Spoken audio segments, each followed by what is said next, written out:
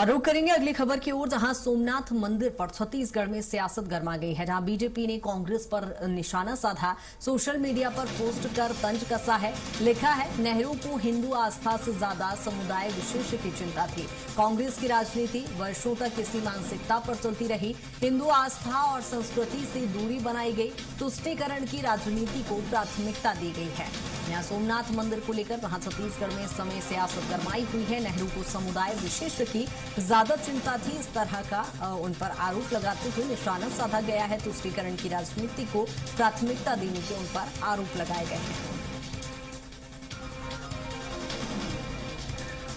और इसी पर ज्यादा जानकारी के साथ राहुल हमारे साथ जुड़ गए हैं। राहुल, यहाँ पर वार पलटवार तो हमेशा देखा ही है, लेकिन अब सोमनाथ मंदिर को लेकर जिस तरह से देख रहे हैं छत्तीसगढ़ में सियासत गरमाई हुई है, तुष्टीकरण की राजनीति के आरोप हैं।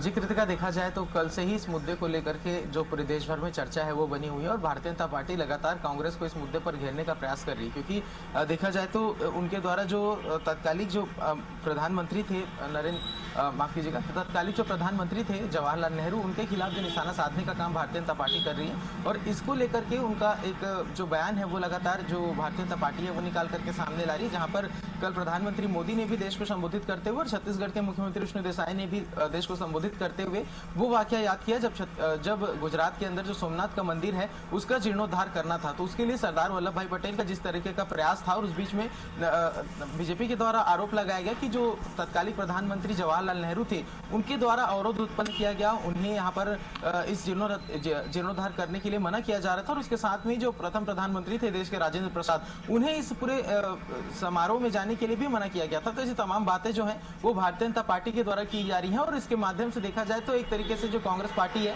उस पर तुष्टीकरण की राजनीति करने का आरोप यहाँ पर भारतीय जनता पार्टी ने लगाया है। और यदि उनके पोस्ट को भी देखा जाए तो यहाँ पर साफ तौर पर उनका कहना है कि जो तत्कालीन प्रधानमंत्री जवाहरलाल नेहरू थे उनके द्वारा तुष्टीकरण की राजनीति की गई थी। उन्होंने सोमनाथ मंदिर से दूरियां बनाई थी और तब से लेकर के अब तक की जो कांग्रेस पार्टी है उसकी राजनीति इन्हीं तमाम जो बिंदु है उनके इर्द गिर्द घूमते हुए नजर आती है। तो तमाम तरीके के आरोप हैं और उस पर देखा जाए तो जिस तरीके से कटाक्ष कांग्रेस पार्टी के द्वारा किया गया था, कल तमाम जो बयान सामने आई थी उसके माध्यम से भी उन्होंने भाजपा पर निशाना साधा था। क्योंकि राम मंदिर के उद्घाटन को लेकर के जिस तरीके से कांग्रेस पार्टी ने प्रश्न चिन्ह खड़े किया था कि मंदिर निर्माण के पहले ही जो भारतीय जनता पार्टी है, प्रधानमंत्री नरेंद्र मोदी है, उन्होंने मंदिर का उद्घाटन किया वोट बैंक की राजनीति के लिए। तो ऐसे तमाम जो आरोप है दोनों पक्षों के द्वारा लगाए जा रहे हैं। और उस बीच जिस तरीके से कांग्रेस पार्टी ने अपना भारतीय जनता पार्टी ने जिस तरीके से पोस्टर जारी करके कांग्रेस के ऊपर निशाना साधा है, तो कहीं ना कहीं सियासत छत्तीसगढ़ के अंदर सोमनाथ मंदिर को लेकर के गरमाती हुई नजर आ रही है। क्योंकि देखा गया कि कल पूरे देश में